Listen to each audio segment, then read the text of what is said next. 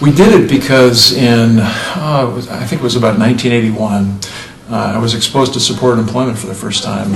It was an art conference in Salem. There was a couple of guys that came out from Connecticut, and I thought, wow, this is the most significant change in services for people with disabilities since bringing people out of institutions. And I thought for sure that everybody would grab onto that and just take it and run with it. And it would be the next great thing. And I've been waiting for about 30 years for that to actually happen.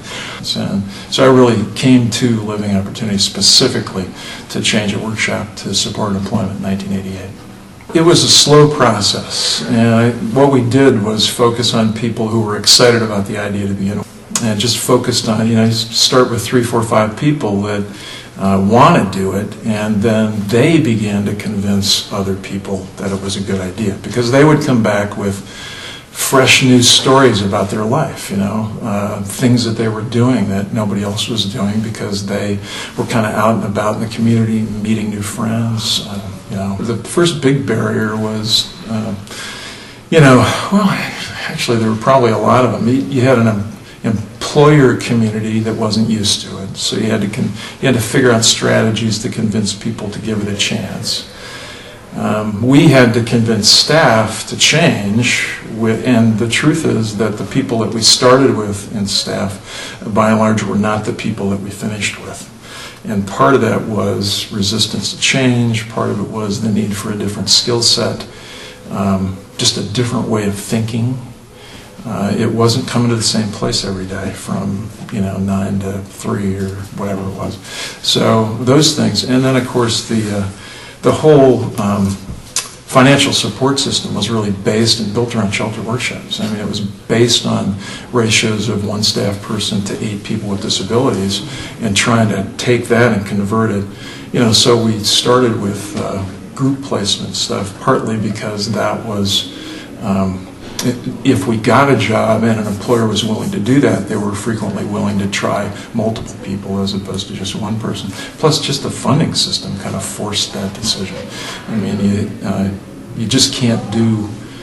And of course, we didn't have we really didn't have the skill in those days to do natural support development, that kind of thing. So we knew about it, but we had no practice in it. I think the 3 really big things, one is really have a commitment to it. I think if you don't really have a commitment to make it happen, then what happens is when times get tough, you go back to the old way of doing it because you're familiar with it, it's easier. The funding systems tend to be set up, you don't have as many barriers or battles to deal with. So the first big thing is really having a commitment to do it. And I think the second thing is finding talented people, and that's an easy thing to say, but I don't think we have a huge pool of people that really know how to do this. I mean, if you were going to jump from a sheltered workshop to individual placements with natural supports, there aren't a whole lot of people around that know how to make that huge of a transition today. I mean, you don't have this big pool of people to hire. So developing people and developing those skills, probably starting small and developing the strategy today. And then the third thing is figuring out the money. I mean, those 3 things really: the commitment, talented people, and figuring out how to make it work financially. We got to a point where we kind of hit the wall and couldn't make it work financially. We were kind of running out of money, but we weren't running out of people who needed jobs. So we started fundraising. And what we discovered was that process was the best engine for developing jobs we had ever seen. And just by happenstance, at least we were smart enough to see it and take advantage of it. And we had been developing from 1994 to about 2010. We probably averaged about a dozen jobs a year, developing about a dozen a year. The last couple of years we've developed 25 jobs a year. This year our goal is 40. So, and we think we have the engine to do it.